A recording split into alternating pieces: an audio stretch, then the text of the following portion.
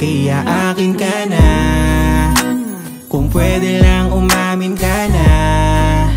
Kitang-kita ko na sa iyong mata, bakit sa'kin ay tinatago mo pa? Ano ba?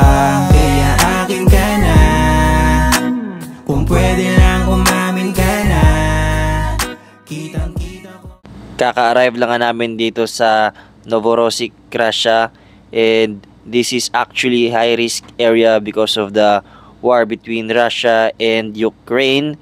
And syempre, we are planning na makapag-shore leave dito sa Russia dahil nga first time ko makapag-shore leave dito. Yan, nahihiya pa yung mga tropa natin magpaalam kay Chief Mate, pero syempre, papayagan tayo niyan.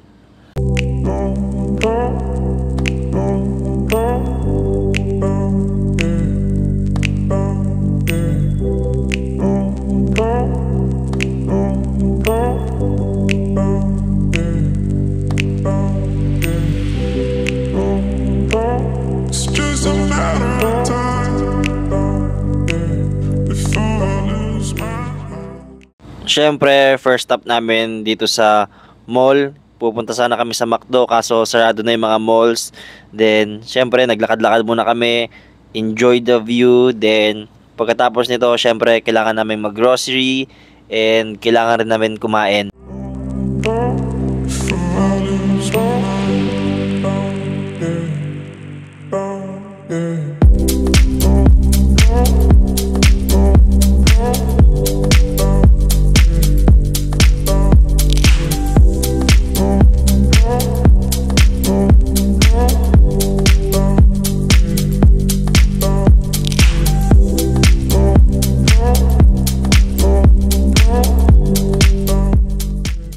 Since late na nga kami nakalabas and late na rin kami dumating sa mga malls, so sarado na, wala na tayong magagawa doon. Kaya after namin pumunta at maghanap sa mga malls, dito naman kami sa 24 hours na bukas na grocery stores.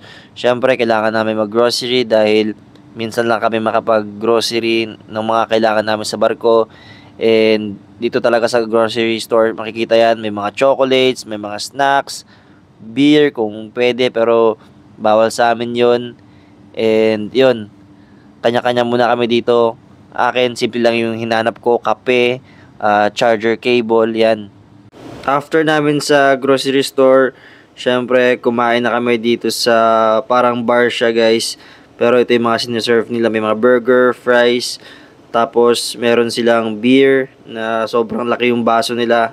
Yan nga pala yung expectation versus reality. Yung chicken nila, 2 piraso lang. And ayun nga, hindi na rin ako masyado nakapag-video. Mostly, yung ginawa namin, naglasing lang dito sa bar. Tapos, kwentuhan, kulitan. Then, the rest, pauwi na rin agad kami dahil after this, meron kaming duty. At least, nakalabas kami dito sa Russia, nakapag-grocery, nakapag-refresh. And syempre, parang renewal na rin yun kahit na pagod sa pag-shore leave. At least in my lifetime, masasabi ko sa sarili ko na nakatapak ako dito sa Russia. Quick fact lang pala guys, ito palang Novorossiysk is very essential dito sa Russia because dito yung port kung saan sila nagsusupply ng mga oil products nila, gas products, yan. Kaya dito kami naglo-loading ngayon and sa tabi namin meron ding mga Navy warship, napakaraming Navy warship guys. In case na syempre alam niyo naman yung tension between Russia and Ukraine, kaya yan maraming mga Navy ship to protect yung kanilang mga kabuhayan. Syempre yung kabuhayan nila yung mga oils, yan. At nakauwi na kami sa aming barko at exactly mga 3:30 in the morning. Ito yung mga napamili ko. Syempre kailangan kape, cable, toothpaste. Syempre yung mga wala dito sa barko. Meron din naman kaming mga supplies dito pero hindi lahat ng gusto mong supplies na specific brand ay meron dito. And that's it guys. Thank you for watching. Please like and subscribe. Alright!